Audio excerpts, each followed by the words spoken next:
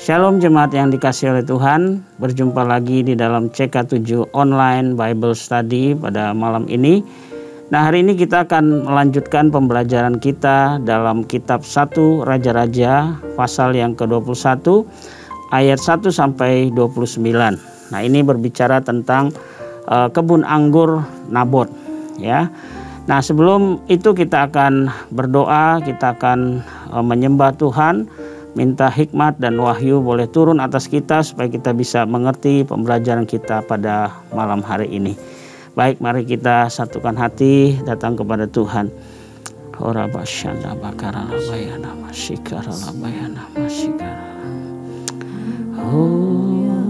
terima kasih Tuhan. Oh, terima kasih Bapa.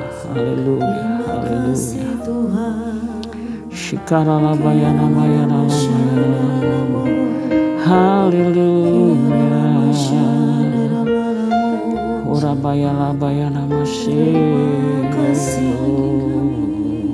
haleluya. Ya Tuhan. Ora basyana bakara bayana masih. Saat ku tak melihat jalanmu, saat ku tak mengerti rencanamu, namun tetap ku pegang janjimu. Pengharapanku hanya padamu. Saat ku tak melihat jalanmu, saat ku tak mengerti rencanamu, namun tetap ku pegang janjimu. Pengharapanku hanya padamu. Hatiku percaya,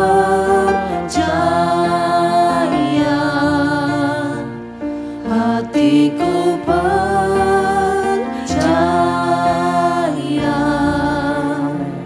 hatiku percaya,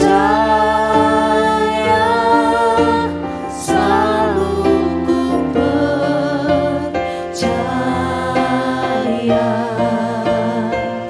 Hatiku percaya, hatiku percaya, hatiku percaya, selalu ku percaya. Hatiku percaya, hatiku percaya,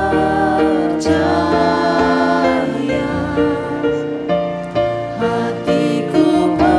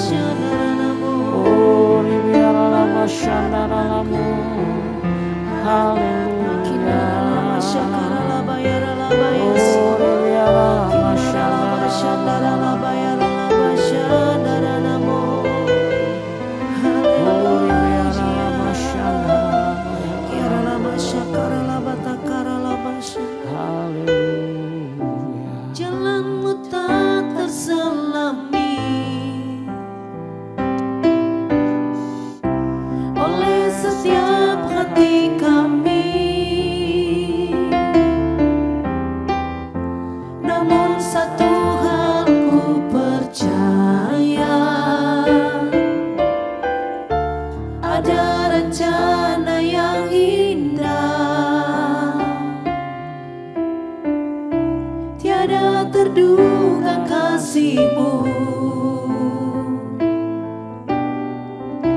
Heran dan besar bagiku arti kehadiran-Mu selalu nyata di dalam hidupku.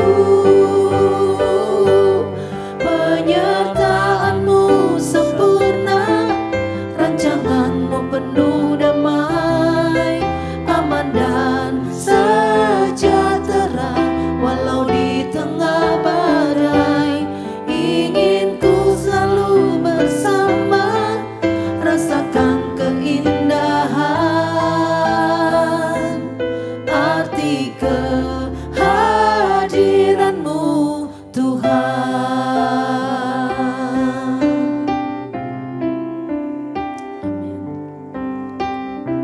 Jalan-Mu tak terselami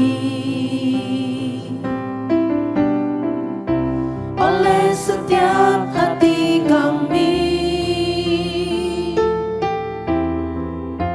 namun satu hal ku percaya, ada rencana yang indah, tiada terduga kasih-Mu. Heran dan besar bagiku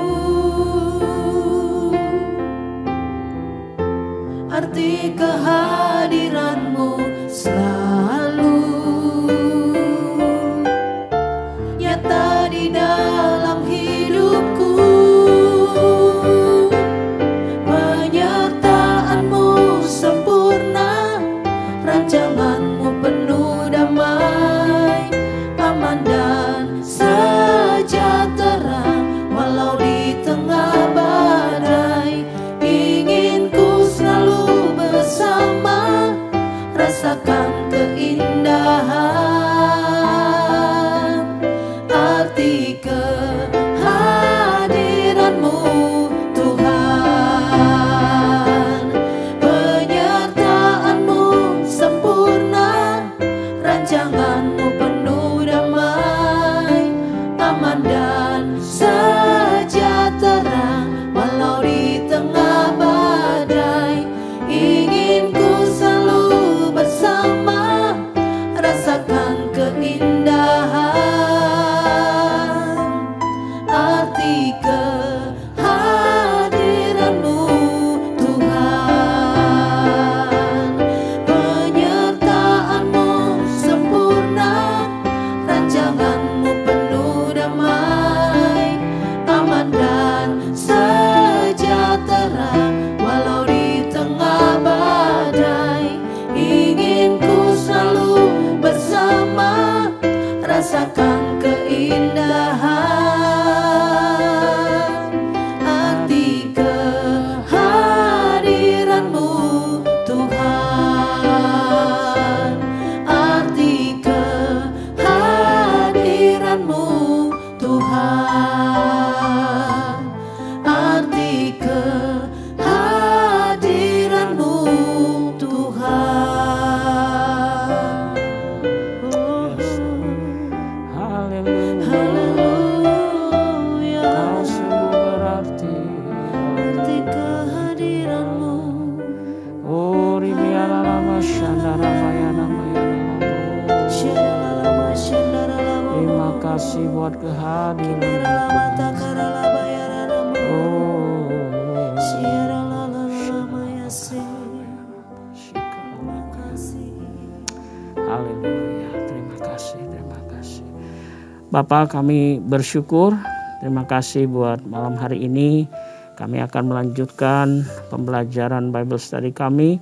Kiranya hikmat dan juga pewahyuan boleh turun atas kami semua yang di rumah-rumah juga, supaya kami boleh belajar malam ini Bapa. Di dalam nama Tuhan Yesus kami buka hati pikiran kami untuk kami belajar malam hari ini. Haleluya. Amin. Amin. Baik ya Bapak Ibu, jemaat yang dikasih Tuhan, kita lanjutkan ya pembacaan kita dari 1 Raja-Raja pasal 21. Nah, Pembacaan ini saya akan bagi beberapa perikop ini ya, beberapa grup begitu. Nah, pertama kita akan baca di ayat 1 sampai 3 dulu ya. Di sini dikatakan firman Tuhan, judul perikopnya kebun anggur Nabot. Sesudah itu terjadilah hal yang berikut. Nabot orang Yizreel mempunyai kebun anggur di Yizreel di samping istana Ahab raja Samaria. Berkatalah Ahab kepada Nabot, berikanlah kepadaku kebun anggurmu itu, supaya kujadikan kebun sayur, sebab letaknya dekat rumahku. Aku akan memberikan kepadamu kebun anggur yang lebih baik, dan pada itu sebagai gantinya. Atau jikalau engkau lebih suka, aku akan membayar harganya kepadamu dengan uang. Jawab Nabot kepada Ahab, kiranya Tuhan menghindarkan aku daripada memberikan milik pusaka nenek moyangku kepadamu. Ya, baik ya Bapak Ibu, di ayat yang 1 sampai 3 ini ya, itu menceritakan di mana Nabot itu ya, seorang pemilik kebun anggur itu tepat berada di samping istananya Ahab begitu ya. Nah, Ahab itu ingin kebun ini karena apa? Karena alasannya persis banget di sebelah istananya ya. Tetapi Nabot itu menolak untuk menjual kebun ini ya, karena dia tidak ingin, dikatakan tadi, memberikan warisan dari nenek moyangnya kepada Ahab ya. Nah, apa sih dasar konfliknya ya? Dasar konflik Ahab sama Nabot ini. Yang pertama adalah bahwa Nabot itu orang yang berpegang sekali kepada tradisi ya. Sedangkan Ahab itu hanya melihat kepada keinginan pribadinya ya. Yang kedua, bagi orang Israel itu Bapak Ibu ya, tanah Kanaan adalah tanah perjanjian. Karena itu adalah tanah yang diberikan Allah kepada Abraham dan keturunannya. Ya, di dalam Bilangan 36 ayat 9 ya, sebagai referensi ya. Sebab milik pusaka itu tidak boleh beralih dari suku ke suku. Tetapi suku-suku orang Israel haruslah masing-masing memegang milik pusakanya sendiri ya. Nah, di dalam perjanjian lama ya, kalau kita bicara tanah dengan orang Israel itu merupakan satu ikatan ya, dua wujud yang tidak bisa terpisahkan begitu. Ya, tanah itu juga menjadi simbol hubungan yang istimewa antara umat Israel dengan Allah gitu ya. Nah, kalau terjadi putus hubungan dengan tanah ya, berarti putus juga hubungan dengan Allah. Nah, itu sebabnya makanya umat Israel ya, termasuk juga si Nabot ini ya, dia mempertaruhkan bahkan nyawanya untuk mempertahankan tanahnya. Jadi itu secara ininya ya, di perjanjian lama itu nggak bisa memang memberikan warisan tanah itu, karena itu adalah warisan dari nenek moyang mereka gitu ya, dan itu memang ada perintah Tuhan juga begitu. Nah, di ayat yang keempat di sini kita baca ya. Lalu masuklah Ahab ke dalam istananya dengan kesal ya. Dengan kesal hati dan gusar karena perkataan yang dikatakan Nabot orang Yizreel itu. Kepadanya, tidak akan kuberikan kepadamu milik pusaka nenek moyangku. Maka berbalinglah ia di tempat tidurnya dan menelungkupkan mukanya dan tidak mau makan. Ya, Bapak Ibu, di sini kita lihat ya, di ayat yang keempat ini, setelah Nabot itu menolak, ya, Ahab ini ngambek gitu ya. Dia nggak mau makan, ya, dia hanya berbaring di tempat tidurnya dan dia tadi katakan telungkup ya. Nah, tapi kalau kita lihat di sini ya, karakternya Ahab ini ya, ini sangat kekanak-kanakan ya, karena dia seorang raja tetapi masih kanak-kanak begitu ya, pakai ngambek segala gitu. Dan ia ini membuat kita tahu ya, memang ini Ahab ini agak aneh sikapnya ya. Anehnya kenapa? Dia ya kepada rakyatnya sebenarnya dia nggak kejam.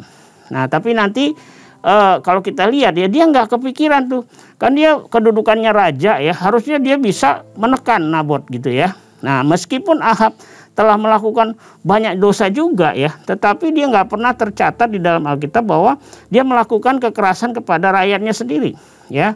Nah, dia juga seorang penyembah berhala notabene-nya begitu ya. Nah, di ayat yang ke-5 dan ke-16 kita lihat di sini ada yang benar-benar ekstrim ya di sini dengan istrinya. Coba kita lihat di ayat yang ke-5 ya.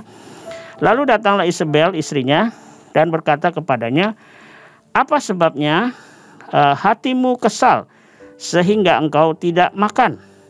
Lalu jawabnya kepadanya, "Sebab aku telah berkata kepada Nabot, orang Israel itu, berikanlah kepadaku kebun anggurmu dengan bayaran uang, atau jika engkau lebih suka, aku akan memberikan kebun anggur kepadamu sebagai gantinya. Tetapi sahutnya, tidak akan kuberikan kepadamu kebun anggurku itu." Ya. Nah, di ayat yang ke-5 sampai 16 ini ya Bapak Ibu, kita nggak baca semua karena panjang, tetapi intinya begini.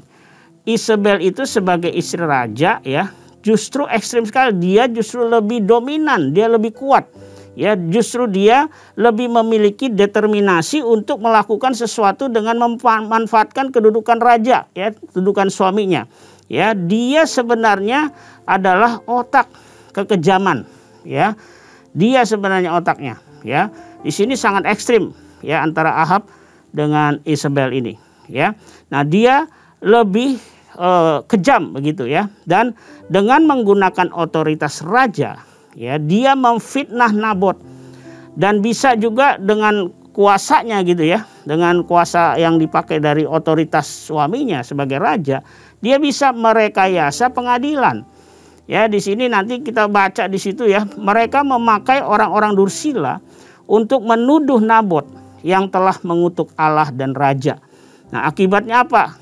Sampai akhirnya Nabot itu dihukum mati ya, dan tanah Nabot pun diambil oleh Ahab begitu ya. Nah, di ayat 17 sampai 26 Bapak Ibu ya, Tuhan itu tidak tinggal diam kalau kita lihat di sini. Ya, disinilah kita melihat bahwa Tuhan itu benar-benar Allah yang adil. Ya, Tuhan tidak tinggal diam. Melalui Nabi Elia, ya, dia menyampaikan firman-Nya untuk menghukum Ahab dan Isabel setimpal dengan kejahatan yang dilakukan kepada Nabot. Ya, nah Tuhan mendatangkan malapetakannya apa? Dia ingin melenyapkan setiap laki-laki dari keluarga Ahab. Ya, nah kejahatan Ahab ini apa Bapak Ibu? Ya, memperbudak diri, melakukan kejahatan atas bujukan istrinya Isabel. Ya, kita lihat di sini Isabel ini kalau di secara profetik ya, kalau kita lihat ini adalah spirit ya, ada rohnya ya. Roh Isabel ini menguasai gitu ya, mendominasi. Nah, ini Ahab sampai dia bisa ini ya, dibujuk sama Isabel, dan itu yang membuat sakit hati Tuhan. Sehingga apa? Tuhan memberikan hukuman kepada Ahab dan Isabel juga begitu ya. Dua-duanya dihukum oleh Tuhan. Ya, karena itu menimbulkan juga sakit hati Tuhan, ditambah lagi dia dengan menyembah berhala ya, mengikuti berhala. Jadi di sini kita lihat ya, Tuhan itu tidak tinggal diam Bapak Ibu ya. Dia lihat segala sesuatunya dan dia akan bertindak secara adil. Nah, di ayat yang ke-27 ya, kita lihat di sini, segera sesudah Ahab mendengar perkataan itu, ia mengoyakkan pakaiannya dan mengenakan kain kabung pada tubuhnya dan berpuasa. Bapak Ibu, kita lihat di sini ya, ada reaksi Ahab yang positif ya. Setelah dinyatakan firman Tuhan ya oleh Nabi Elia ya, maka Ahab di sini ada tindakan yang positif apa? Dia segera merendahkan diri setelah mendengar firman yang disampaikan oleh Elia. Ya, dengan dikatakan tadi dia mengoyakkan jubahnya, mengenakan kain kabung, dan dia juga berpuasa Bapak Ibu ya. Jadi di sini ini juga satu hal yang kita boleh nanti bisa belajar nih. Ya, Ahab itu merespon dengan segera setelah ditegur oleh Allah, ya. Nah, ayat 28-29 di sini kita baca ya. Lalu datanglah firman kepada Elia, orang Tisbe itu. Sudahkah kau lihat bahwa Ahab merendahkan diri di hadapanku? Oleh karena ia telah merendahkan diri di hadapanku, maka aku tidak akan mendatangkan malapetaka dalam zamannya. Haruslah dalam zaman anaknya aku akan mendatangkan malapetaka atas keluarganya. Jadi Bapak Ibu, ketika Ahab itu merendahkan diri, ya, reaksinya setelah ditegur oleh Elia melalui firman Tuhan, maka dia segera merendahkan diri. Nah, Tuhan ini, ya, perhatikan ya Bapak Ibu, luar biasa. Tuhan kita tuh sangat sensitif juga ya hatinya, ya. Dia melihat Ahab yang tadinya dia marah begitu ya, tapi lihat respon dia merendahkan diri di hadapan Tuhan, maka reaksi Tuhan melihat Ahab, Tuhan itu menunda, ya. Jadi ada pengurangan, ya, bukan pengurangan, ya, artinya ada pertimbangan Allah begitu ya. Berarti Allah itu sungguh lihat hati, ya. Lihat orang tuh nggak sekedar lihat muka, tapi hatinya. Ketika dia merendahkan diri, walaupun Allah sedang marah waktu itu, ketika dia lihat reaksinya si Ahab ini, maka Tuhan itu menunda malapetaka pada zamannya dia, tetapi dikatakan dia malah Tuhan itu memindahkan malapetaka itu pada zaman anaknya, ya. Jadi ada penundaan di sini, dan itu bagi kita, ya, kita melihat di sini bahwa Tuhan kita itu adalah Tuhan yang adil, ya. Dia benar-benar lihat hati kita, ya. Nah, apa yang kita bisa belajar ya dari kisah kehidupan Ahab, istrinya dan juga Nabot, ya. Yang pertama adalah sebagai suami ataupun pemimpin mungkin, ya, jangan memperbudak diri untuk melakukan apa yang jahat di mata Tuhan dengan pengaruh Isabel. Isabel di sini bisa apa? Bisa aja Isabel di dalam diri kita, bisa aja, ya. Atau di dalam keluarga kita ada Isabel, bisa aja, ya. Atau orang-orang di sekitar kita, ya, yang membujuk kita, yang mungkin membujuk itu ada intimidasinya begitu, ya. Sehingga kita tidak pernah bebas dari dosa, ya. Nah, ini kita harus waspadai, ya, jangan sampai kita diperbudak oleh spirit atau pengaruh daripada Isabel yang menguasai, mendominasi untuk hal-hal yang jahat begitu, ya. Yang kedua, ayo kita responi teguran Tuhan dengan cepat, ya. Tadi Ahab kita belajar, ya, dia dengan segera setelah mendengar firman itu, dia langsung segera mengoyakkan jubahnya, ya. Dia juga pakai kain kabung dan juga dia berpuasa, ya. Tidak ada kata terlambat bagi kita yang mungkin berbuat dosa, ya, itu merendahkan diri di hadapan Tuhan, ya, karena Tuhan itu melihat hati kita, ya. Ketika hati kita rendahkan di hadapan Tuhan, kita minta ampun kepada Tuhan, maka Tuhan itu pasti punya kebijaksanaan di dalam keputusannya, ya. Nah, makanya kalau kita ditegur Bapak Ibu oleh firman, oleh mungkin hamba Tuhan pakai, atau mungkin di rumah ada suami sebagai kepala keluarga, ya, menegur istri mungkin, anak-anak, ya, kita harus hormati, responi dengan benar, ya. Kalau kita memang salah, jangan berdolak-dalik. Ayo kita rendahkan hati di hadapan Tuhan, ya. Lalu kita lihat, ya Bapak Ibu, Tuhan itu adalah Allah yang penuh juga dengan keadilan, ya. Dia menimbang dengan adil gitu, ya. Jadi malam hari ini kita belajar, ya, dari kisah Ahab, istrinya dan juga Nabot. Hati-hati, yang satu tadi namanya spirit of Isabel, hati-hati, karena itu mendominasi, ya, sampai suami, ya, sebagai udah suami si Nabot ini, dia juga punya jabatan raja, tetapi dia kalau udah istrinya ngomong, ya, dia sepertinya diam aja begitu, kayak nggak ada, kayak diikat begitu ya, kayak nggak punya kuasa begitu. Tetapi istrinya yang mendominasi. Nah, ini juga di dalam struktur keluarga nggak boleh terjadi ya. Istri itu dia adalah penolong ya, suami itu kepala. Nggak boleh kita bolak-balik karena nanti juga pasti akan ada masalah ya. Karena itu mari malam hari ini kita belajar dua hal yang inti ini ya. Hati-hati dengan roh Isabel dan juga ketika Tuhan menegur kita.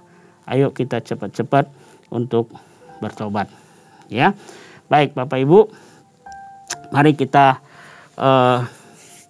renungkan firman ini ya, dan malam ini pelajaran ini biar kita renungkan ya, kita minta sama Tuhan untuk melihat hati kita ya. Tuhan itu bisa melihat hati kita Bapak Ibu. Makanya kalau malam ini kalau mungkin ada kita yang ditegur, ada kita yang benar-benar kena dengan firman ini, maka segera responi dengan bertobat. Ya, mari kita berdoa ya. Bapa di surga, malam hari ini kami bersyukur untuk pembelajaran kami. Kami bersyukur buat hikmat yang Tuhan beri di dalam pembelajaran malam hari ini. Walaupun singkat, tetapi Tuhan teruslah firman-Mu, Roh-Mu itu berbicara, memberikan kami pengertian yang lebih dalam lagi. Dan Tuhan biar malam hari ini dimanapun kami berada, baik kami ada di rumah-rumah, Tuhan menjamah kami dengan firman-Mu malam hari ini Tuhan. Mungkin ada kami yang ditegur oleh dosa malam hari ini. Kiranya Tuhan berikan kami hati seperti Nabot yang segera merendahkan diri dan benar-benar bertobat di hadapan Tuhan. Sehingga Engkau mempertimbangkan, Engkau memberikan keputusan yang adil buat setiap kami ya Tuhan. Terima kasih Bapa, kami juga berdoa malam hari ini. Kalau ada di rumah-rumah, mungkin dalam keluarga kami, mungkin di pekerjaan kami, mungkin di lingkungan kami, ada roh Isabel, kami mau ikat, kami mau patahkan itu di dalam nama Tuhan Yesus. Terima kasih Bapak, terima kasih. Kami bersyukur buat pembelajaran malam hari ini. Berkati semua anak-anak-Mu dimanapun kami berada. Dan malam ini sebelum kami tutup Bible study ini, kiranya Engkau curahkan berkat-Mu yang terbaik buat kami ya Tuhan. Mari Bapak Ibu yang dikasih Tuhan, kita angkat kedua tangan kita, arahkanlah hatimu kepada Tuhan, dan terimalah berkat yang berlimpah-limpah dari Allah Bapa kita.